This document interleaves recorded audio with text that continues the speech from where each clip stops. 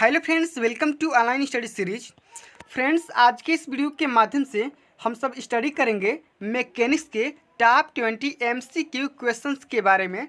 Friends, ये जो lecture है उन स्टूडेंट्स के लिए काफ़ी इंपॉर्टेंट है जो यूपीसीईटी, स्लाइट, आईपीयू लीट के लिए तैयारी कर रहे हैं या फ्यूचर एग्जाम में करने वाले हैं। तो फ्रेंड्स, इसके पहले हमने मैकेनिक्स को अच्छी तरीके से कवर करवा दिया है, साथ ही साथ एमसीक्यू क्वेश्चंस का भी बहुत सारे लेक्चर ले चुके हैं। तो आप मेरे चैनल पे जाके विजिट कर सकते हैं या उसका लिंक डिस्क्रिप्शन बॉक्स में पड़ा हुआ है, आप यहाँ से भी विजिट कर सकते हैं। तो चलिए फ्रेंड्स, आज का लेक्चर यहाँ पे हम बिना किसी देरी के स्टार्ट करते हैं। तो सबसे पहला नंबर क्वेश्चन जो है मैकेनिक्स का, जो कि यहाँ पे सिलेक्टेड जितने भी यहाँ पे 20 क्वेश्चन होंगे, सारे के सारे मतलब कि सिलेक्टेड क्वेश्चन हैं। हर एग्जाम में किसी न किसी एग्जाम में आए हुए क्वेश्चन हैं। तो वीडियो में एंड तक जरूर बने रहिएगा, वीडियो काफ़ी इंटरेस्टिंग होने वाली है। उससे पहले चैनल पर नए विजिट कर रहे हैं तो चैनल को सब्सक्राइब कर लेना, साथ में बेल आइकन प्रेस करना मत भूलिएगा और वीडियो को एक लाइक जरूर कर दीजिएगा। तो आज का क्वेश्चन क्या है समझते हैं कि which of the following is a scalar quantities: force, acceleration, speed, velocity.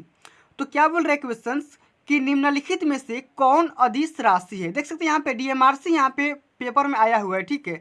तो यहाँ पे मैं बात करूँ फ्रेंड्स, सबसे पहले आपकी क्वांटिटी दो टाइप्स की होती है। जो सबसे पहली क्वांटिटी होती है स्केलर क्वांटिटी, यानी कि अदिश राशियाँ, और बाद में आती है जो सेकंड नंबर पे वो आती है वेक्टर क्वांटिटी, यानी कि सदिश राशियाँ। अब हम बात करते हैं यहाँ पे स्केलर क्वांटिटी क्या होती है। तो जिन राशियों की पूर्ण जानकारी केवल उनके परिमाण द्वारा ही हो जाती है, अदिश राशियाँ कहलाती है। जैसे एग्जाम्पल में बात करूं तो mass, length, area, volume, distance, speed, temperature, energy and यहाँ पे पावर की मैं बात करूं तो ये सब क्या है, तो स्केलर क्वांटिटी यानी कि अदिश राशियाँ है, ठीक है। आगे फ्रेंड्स मैंने बताया था सेकंड नंबर पे कौन सी आती है, तो सदिश राशि यानी कि वेक्टर क्वांटिटीज। तो जिन राशियों की पूर्ण जानकारी केवल यहाँ पे परिमाण और दिशा को बताए तो उसे हम क्या बोलेंगे, तो सदिश राशियाँ बोलेंगे। जैसे मैंने एग्जांपल के थ्रू बात करूँगा कि डिस्प्लेसमेंट, एक्सेलरेशन, फोर्स,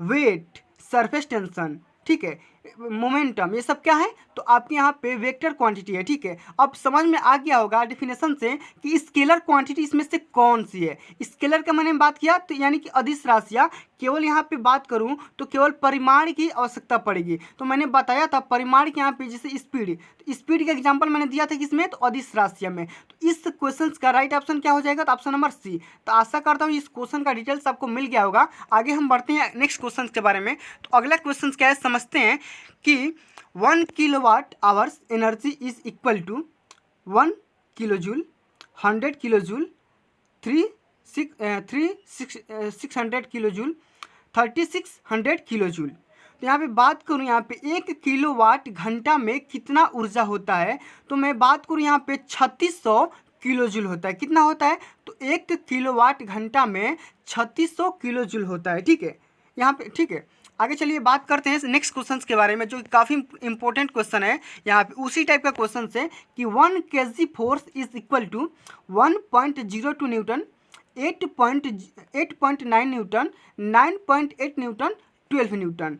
तो आप ये देख सकते हैं यहाँ पे बहुत सारे बच्चे यहाँ पे क्लास 9 से पढ़ते आ रहे होंगे कि जी की जो वैल्यू है क्या होती है, यानी कि फोर्स की जो वैल्यू है, यानी कि 1 किलोग्राम फोर्स जो होता है कितने न्यूटन के बराबर होता है, तो 9.8 न्यूटन के बराबर हो जाता है, ठीक है। अगला क्वेश्चन की तरफ बढ़ते हैं। क्या है क्वेश्चन समझते हैं कि what does the prefix femto stands for 10 to the power -6, 10 to the power -9, 10 to the power -12, 10 to the power -15। तो यहाँ पे मैं बात करूँ सबसे पहले फ्रेंड्स कि मैं यहाँ पे 3-4 यहाँ पे बता दे रहा हूँ आपको यहाँ पे प्रीफिक्स के बारे में कि कौन कौन से प्रीफिक्स होते हैं, ठीक है। उसके बाद यहाँ पे मैं बात करूँगा, ऑटोमेटिक समझ में आ जाएगा कि फेमटो के लिए कितना पावर होना चाहिए, ठीक है। तो सबसे जो पहला आपका आता है प्रीफिक्स माइक्रो, तो माइक्रो को आप डिनोट करते हैं म्यू से, यानी कि माइक्रोन से, ठीक है। तो इसकी जो यहाँ पे पावर होती है 10 to the power माइनस क्या हो जाती है, तो 6 हो जाती है, ओके। समझ के कोई दिक्कत नहीं। उसके बाद आपका आता है नैनो, यानी कि एन से इसे डिनोट करते हैं। तो नैनो की जो पावर होती है 10 to the power -9 हो जाती है, ओके फ्रेंड्स। आगे हम बात करेंगे पिको। तो पिको को हम पी से डिनोट करते हैं, स्मॉल पी से। तो पिको की यहाँ पे पावर हो जाती है 10⁻⁻12। ओके। आगे हम बात करेंगे फेमटो। तो फेमटो जब आपसे यहाँ पे क्वेश्चन में पूछा गया था, फेमटो की यहाँ पे यूनिट क्या होती है, ठीक है। तो फेमटो को डिनोट करते हैं स्मॉल एफ से। तो स्मॉल एफ यानी कि 10⁻⁻15 हो जाती है। यही आपसे क्वेश्चन में पूछा गया था।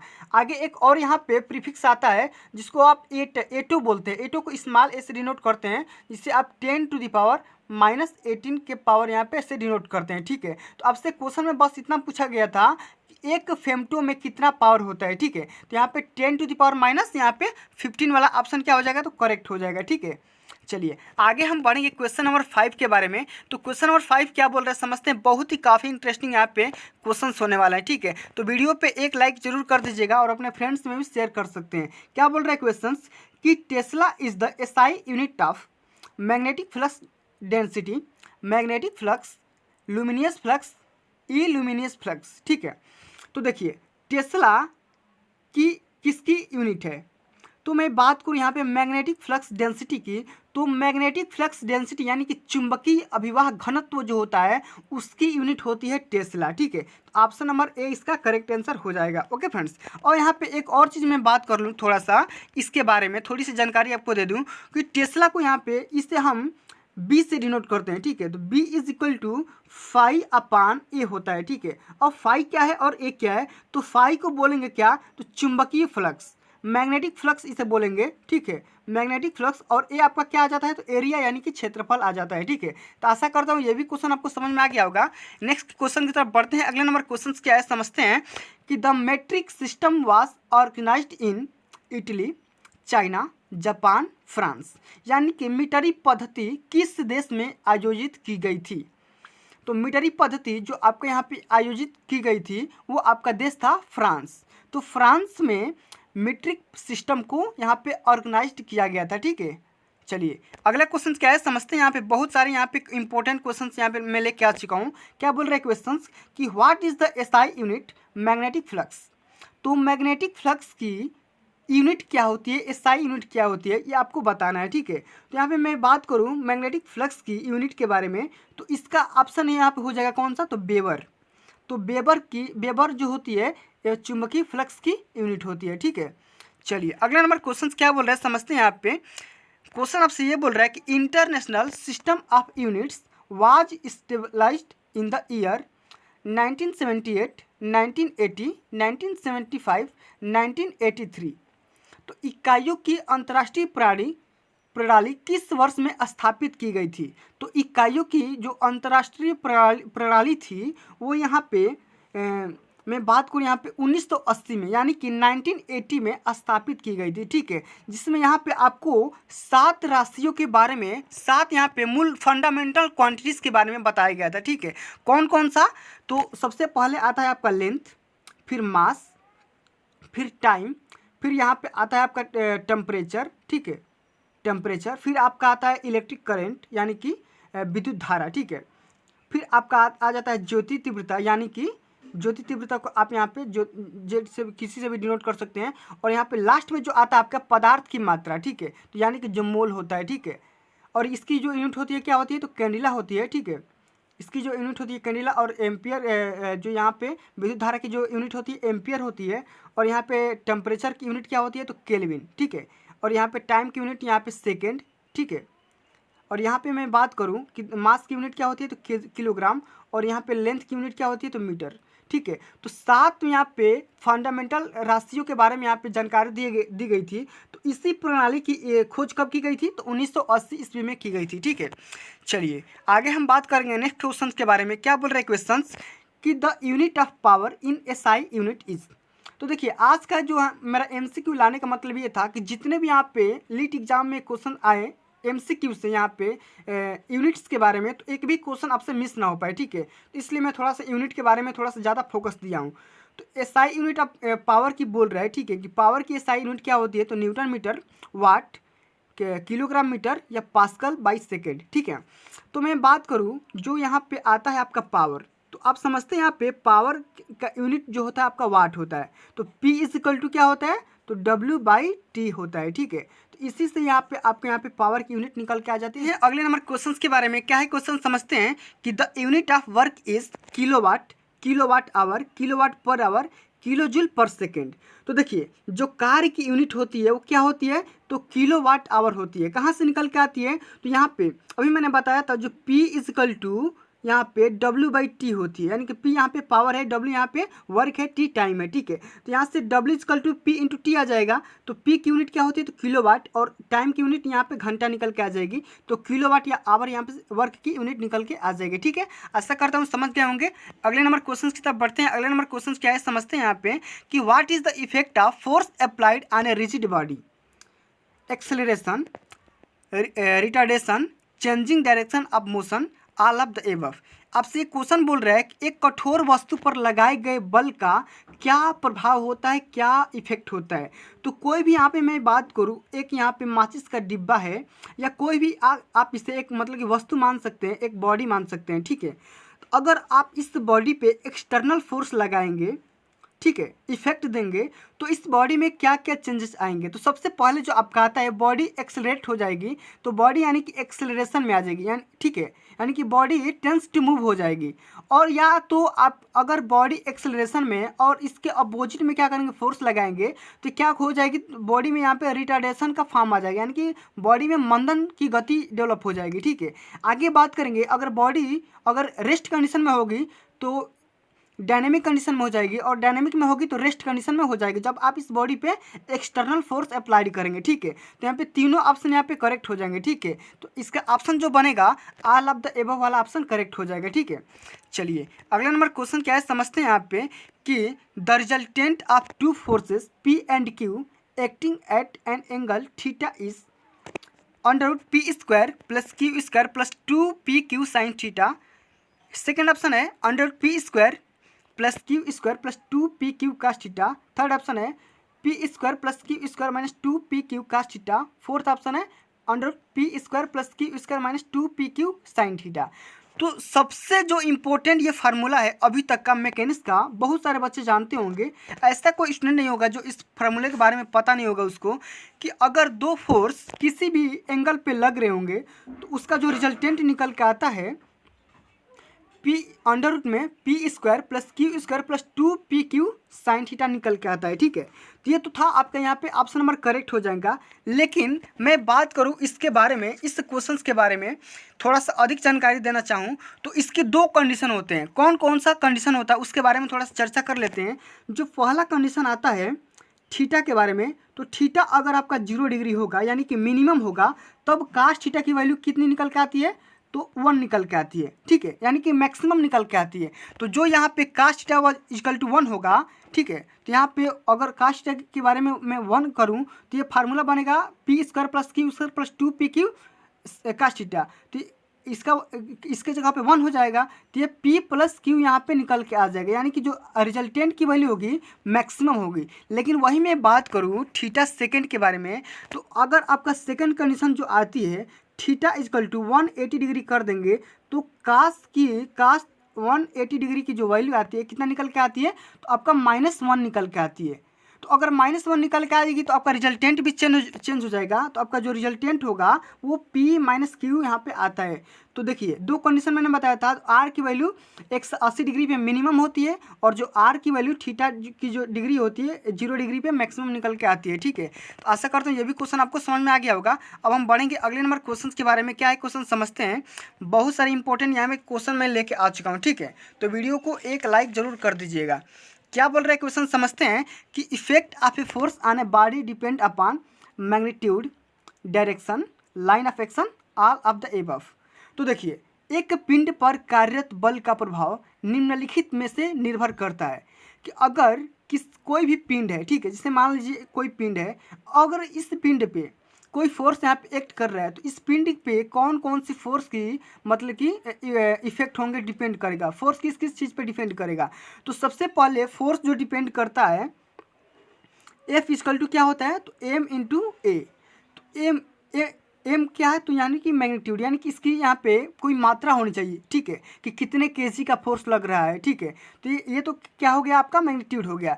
लेकिन फोर्स की बात करूँ कि फोर्स आप किस डायरेक्शन में लगा रहे हैं, तो एक निश्चित डायरेक्शन होनी चाहिए ना कि किस डायरेक्शन में फोर्स लग रहा है, तो डायरेक्शन भी फोर्स में होनी चाहिए, कोई दिक्कत नहीं है। और फोर्स की लाइन ऑफ एक्शन होनी चाहिए। लाइन ऑफ एक्शन का मतलब ये हुआ कि अगर आप फोर्स यहाँ पे लगा रहे हैं तो ये फोर्स इसी डायरेक्शन में कहीं भी लग सकता है, ठीक है। ये फोर्स लाइन ऑफ एक्शन भी कार्य करता है, तो चारों ऑप्शन यहाँ पे करेक्ट हो जाएंगे, ठीक है। चलिए अगले नंबर क्वेश्चन क्या है, समझते हैं कि the unit of moment is Newton पर मीटर, न्यूटन मीटर, न्यूटन पर मीटर स्क्वायर, न्यूटन मीटर पर सेकेंड, ठीक है। तो देखिए क्वेश्चन आपसे ये बोल रहा है कि आघूर्ण की यूनिट आपसे बोल रहा है कि आघूर्ण की यानी कि मोमेंट की यूनिट क्या होती है। तो बहुत सारे बच्चे जानते होंगे कि जो मोमेंट की यूनिट होती है क्या होती है, तो न्यूटन पर मीटर होती है, ठीक है। चलिए जो कि यहाँ पे टा equal to F into D होता है। टा इक्वल टू क्या होता है, तो एफ इंटू डी, और एफ की वैल्यू क्या होती है, एफ की यूनिट होती है न्यूटन, और डी की वैल्यू डी की यूनिट क्या होती है, तो मीटर। तो न्यूटन मीटर यहाँ पे निकल के आ जाता है, ठीक है। चलिए अगला नंबर क्वेश्चन क्या है, समझते हैं यहाँ पे कि dynamic friction as compare to static friction is less, same, more, none of the above. देखिए जो आपका डायनेमिक फ्रिक्शन होता है स्टैटिक फ्रिक्शन से कम होता है या अधिक होता है, ठीक है। यही आपको क्या करना है, तो बताना है। तो सबसे पहले आप ये चीज़ जानते होंगे, यहाँ पे एक चीज़ मैं बता दूं कि F static is greater F dynamic, ठीक है। तो देखिए स्टैटिक जो होता है डायनेमिक से क्या होता है, तो बड़ा होता है। लेकिन आपसे क्वेश्चन में क्या बोल रहे हैं कि जो आपका डायनेमिक को क्या करना है, स्टैटिक से कंपैरिजन करना है। तो स्टैटिक की तुलना में क्या होता है, तो डायनेमिक लेस होता है, यानी कि कम हो जाता है, ठीक है।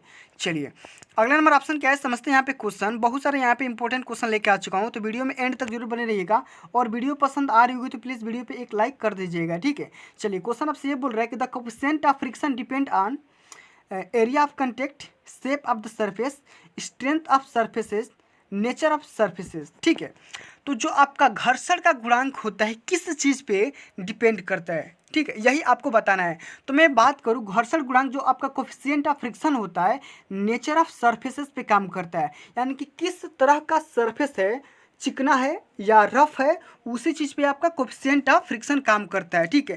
जैसे मैं बात करूँगा आगे आने वाले क्वेश्चंस के बारे में कि स्टील के लिए कोएफिशिएंट ऑफ फ्रिक्शन कितना होता है, किस किस मटेरियल के लिए कितना कितना कोएफिशिएंट ऑफ फ्रिक्शन होता है, मैं बात करूँगा, ठीक है, आगे आने वाले क्वेश्चंस के बारे में। तो देखिए अगला नंबर क्वेश्चन क्या है, समझ लेते हैं थोड़ा सा। यहाँ पे इंपॉर्टेंट क्वेश्चन है कि the friction between objects that are stationary is called, यानी कि स्थिर वस्तुओं के बीच घर्षण को क्या कहा जाता है, static friction, rolling friction, kinetic friction या डायनेमिक फ्रिक्शन, ठीक है। तो अगला नंबर यहाँ पे जो क्वेश्चन है बहुत सारा इंपॉर्टेंट क्वेश्चन है, ठीक है। तो इस क्वेश्चन के यहाँ पर राइट ऑप्शन क्या होगा, तो मैं बात करूँ स्थिर वस्तुओं के बीच जो लगेगा आपका फोर्स, जो आपका फ्रिक्शन लगेगा उसे हम बोलेंगे स्टैटिक फ्रिक्शन, ठीक है। और मैं बात करूँ जो वस्तु चल रही है उस कंडीशन में, यानी कि डायनेमिक कंडीशन में कोई पिंड है या कोई बॉडी है, तो उस कंडीशन में आपका जो यहाँ पे फ्रिक्शन लगेगा उस फ्रिक्शन को क्या बोलेंगे, तो उस फ्रिक्शन को बोलेंगे डायनेमिक फ्रिक्शन, ठीक है। आशा करता हूँ समझ गए होंगे। अगला नंबर क्वेश्चन क्या है, समझ लेते हैं कि मशीन वह है कि अ machine is one that transfer motion, does useful work, have relative motion between link, have a number of members, ठीक है। तो मशीन की डेफिनेशन आपसे बोल रहा है कि मशीन क्या होती है, मशीन किससे बोलते हैं, तो मशीन उसे बोलते हैं जो हमें यूजफुल वर्क प्रोड्यूस करती है, ठीक है। तो मशीन क्या होती है, जो हमें डज यूजफुल वर्क यानी कि उपयोगी कार्य करती है, ठीक है। अगर हम कोई इनपुट दे तो हमें वो क्या करेगी, तो आउटपुट दे देगी। जैसे मान लीजिए कोई आईसी इंजन है, ठीक है, जैसे मान लीजिए कि यहाँ पे पेट्रोल है, ठीक है, पेट्रोल से हम क्या करते हैं, तो हमारा मतलब कि वर्क प्राप्त होता है, ठीक है। तो इसे हम क्या बोल देते हैं, मशीन है जो हमारा किसी भी मतलब इंटरनल एनर्जी से हमारा कोई एक्सटर्नल एनर्जी प्राप्त करेगी, ठीक है। चलिए अगला नंबर यहाँ पे क्वेश्चन क्या है, समझ लेते हैं। देखिए मैंने बोला था ना एक जो आगे मैं बताऊंगा कि किस किस यहाँ पे चीज़ के लिए कितना कितना यहाँ पे पॉइजन रेशियो होता है, ठीक है। चलिए आगे यहाँ पे क्वेश्चन कि the Poisson ratio of steel various from 0.23 to 0.27, 0.25 to 0.33, 0.31 to 0.35, 0.3 to 0.45। देखिए जो आपका स्टील होता है, स्टील के लिए पॉइजन रेशियो की मैं बात करूं तो यहाँ पे रखा जाता है कितना, तो इसके लिए रखा जाता है 0.25 से लेकर के 0.33 तक, ठीक है। और मैं बात करूँ पॉइजन्स रेशियो, तो रेशियो की कभी भी यूनिट नहीं होती है, ठीक है। और यहाँ पे देख लीजिए कि 3-4 यहाँ पे पॉइजन्स रेशियो मैं बता देता हूँ कि किस किस मटेरियल का कितना होता है। तो सबसे पहले मैं बात करूँ एल्युमिनियम का, तो एल्युमिनियम का पॉइजन्स रेशियो यहाँ पे 0.33 होता है, ठीक है। ब्रास की मैं बात करूँ तो ब्रास के यहाँ पे हो जाता है कितना, तो 0.37 हो जाता है, ठीक है। ब्रांस की मैं बात करूँ तो ब्रांच की यहाँ पे पॉइजन रेशियो यहाँ पे हो जाता है 0.34 हो जाता है, ठीक है। इस सारे चीज़ों यहाँ पे स्क्रीनशॉट ले लीजिएगा, ठीक है। आगे मैं बात करूँ कंक्रीट की, कंक्रीट की कितनी होती है, तो 0.1 से लेकर के 0.2 के बीच में होती है, ठीक है। अब यहाँ पे एक और चीज़ मैं बात करूँ कि अगर मेटल्स के लिए बात करूँ तो मेटल्स की कभी भी पॉइजन से रेशियो की होती है जो कि 1/m जो होती है 1/4 से लेकर के 1/3 के बीच में होती है, ठीक है। चलिए अगला यहाँ पे क्वेश्चन क्या है, देख सकते हैं यहाँ पे कि the value of Poisson ratio is always more than 1 less than 1 none of this, ठीक है। तो यहाँ पे ये जो क्वेश्चन होगा इस वीडियो का सबसे अंतिम नंबर क्वेश्चन होगा, ठीक है, जो कि आपसे बोल रहा है कि पॉइजन्स रेशियो की जो वैल्यू होती है 1 से कम होती है, 1 से अधिक होती है, 1 से बराबर होती है, इनमें से कोई भी नहीं होती है। तो मैं बात करूँ पॉइजन्स रेशियो के बारे में, तो पॉइजन्स रेशियो की जो वैल्यू होती है हमेशा क्या होती है, तो हमेशा 1 से कम रखी जाती है, यानी कि option number C is the right answer of the 139, ठीक है। तो फ्रेंड्स आज के लिए बस इतना ही, मिलते हैं अगली वीडियो में। अगर ये वीडियो आपको अच्छा लगा होगा, हेल्पफुल लगा होगा, तो प्लीज़ इस वीडियो पे लाइक कमेंट और अपने दोस्तों में शेयर कर देना जो यहाँ पे यूपीसीटी स्लाइड या आईपी लीट के लिए तैयारी कर रहे हैं। तो thanks for watching this video. जय हिंद, जय भारत, वंदे मातरम।